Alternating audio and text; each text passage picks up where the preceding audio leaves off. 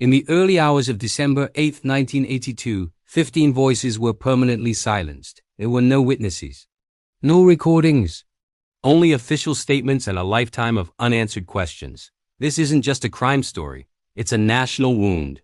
Tonight, we're opening a file that history tried to seal. This is the story of the December murders. To understand what happened, we have to go back. Suriname gained independence from the Netherlands in 1975. Hope was high, but stability was fragile. The young nation struggled with political tensions, economic uncertainty, and deep internal divisions. Then in 1980, a military coup changed everything. A group of sergeants overthrew the democratic government, placing the country under military rule. Civil liberties were restricted, opposition voices were monitored, and a quiet fear began to creep into everyday life. By 1982, criticism of the regime was no longer tolerated. Journalists, lawyers, trade union leaders, academics, and even former military officers who dared to speak out were seen as threats. Surveillance increased, arrests became more common. Silence became a form of survival. On the evening of December 7, 1982, that silence was brutally broken. 15 men were arrested at their homes or simply taken from the streets. Some were detained right in front of their terrified families. Others were removed quietly, with no explanation given. No official charges were ever presented. They were all transported to Fort Zeelandia in Paramaribo, a historic colonial fortress that had been turned into a military base and detention center. Their families waited through the long, anxious night. Phone calls went unanswered. The authorities offered no information, no comfort. What happened inside Fort Zeelandia remains one of the darkest chapters in Suriname's history. According to the official statements released later, the detainees had attempted to escape. The military claimed that shots were fired, chaos erupted, and the deaths occurred during this supposed escape attempt. But this version of events was immediately questioned. Later investigations, witness testimonies, and forensic findings painted a very different and much more disturbing reality. The men were interrogated, many were tortured, and in the early morning hours of December 8th, all 15 detainees were dead. Their bodies showed injuries that were completely inconsistent with an escape attempt. The official explanations simply didn't add up. Doubt replaced any sense of certainty. News of the killings spread like wildfire. Suriname was in a state of shock. The international reaction was swift and severe. The Netherlands immediately suspended all development aid. Human rights organizations around the world condemned the killings and called for independent investigations. Diplomatic relations became strained. Within Suriname, the fear deepened. Public protest was now dangerously high risk.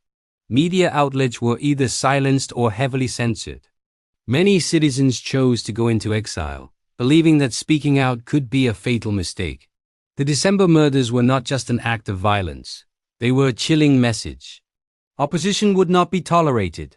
The 15 victims came from different walks of life.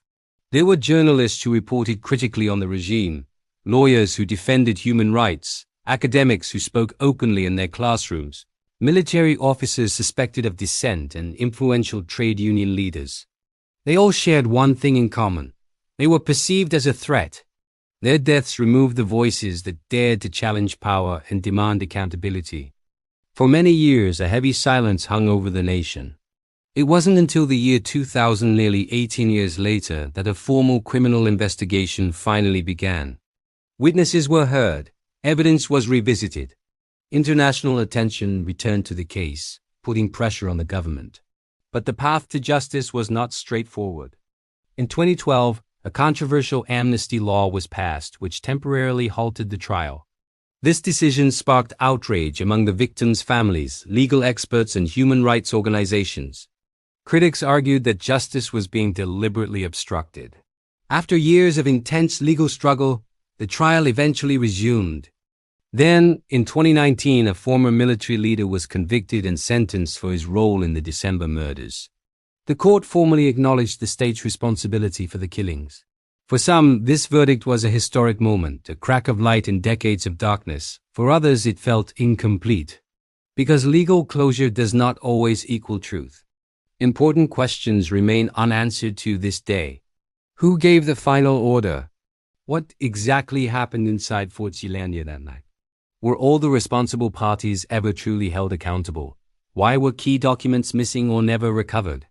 Official records exist, but the gaps are significant. Testimonies often contradict each other.